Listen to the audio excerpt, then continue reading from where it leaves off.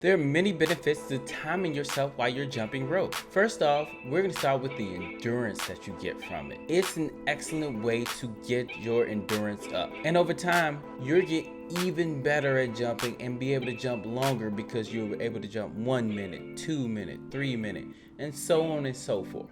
Time jumping rope is an excellent cardiovascular exercise that gets your heart rate up and improves your cardiovascular health. It enhances blood circulation, strengthens your heart, and increases lung capacity. A big advantage of timing your jumps is you get to set how long you're going to work out, making it a very time efficient workout.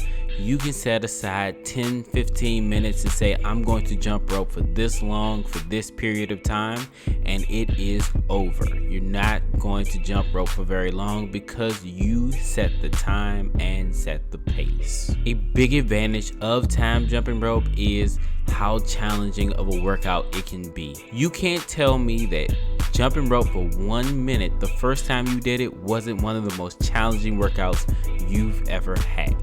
Now, time jumping is not perfect, and here are some of the disadvantages. First off, you're really not trying to make mistakes when you're doing time jumping because you're trying to get that endurance and you're trying to jump for as long as possible.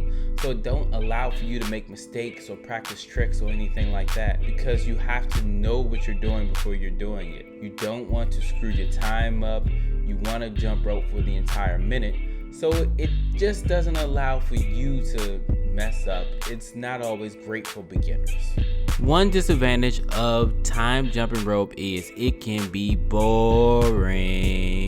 For some people, continuously jumping rope for a specific duration may become monotonous over time. This could lead to a loss in interest, motivation to continue the workout routine. Believe me when I say I've tried to get multiple family members and even my girlfriend into jumping rope, and they just can't do it all the time like I can. And I understand. There is a workout for everyone. Another disadvantage of time jumping rope is it's not really a goal-oriented thing. Unlike counting jumps, time jumping may not provide a specific target to achieve, which can be a motivating factor for some individuals. Basically, you see a goal, you get a goal.